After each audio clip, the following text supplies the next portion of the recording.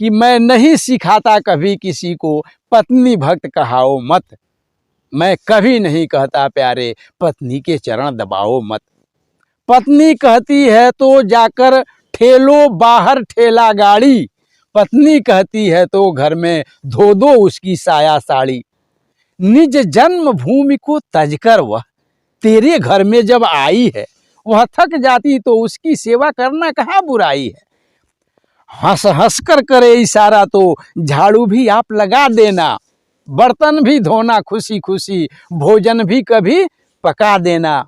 पत्नी रोती है तो रोना, उसके हंसने पर हंस लेना। निज उर में उसे बसाना तुम, उसके उर में खुद बस लेना। पर ध्यान रहे निज माता पिता को हरगिज भूल न जाना तुम। उनकी सेवा खुद भी करना, पत्नी से भी करवाना तुम। उनकी सेवा खुद भी करना, पत्नी से भी करवाना तुम।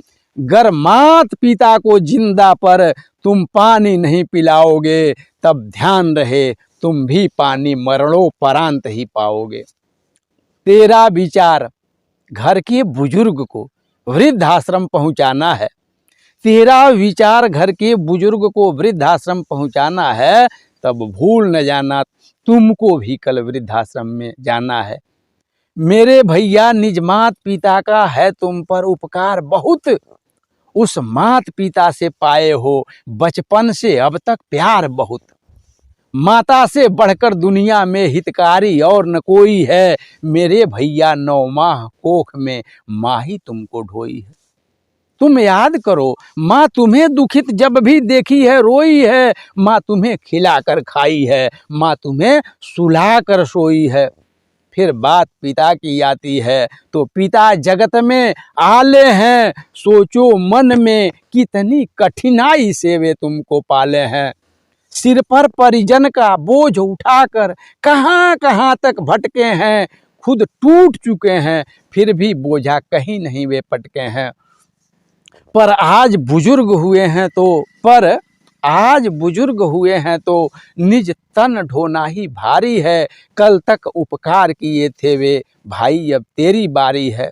कल तक वे ढोते थे तुमको तो आज तुम्हें भी ढोना है। अब उन्हें खिलाकर खाना है, अब उन्हें सुलाकर सोना है।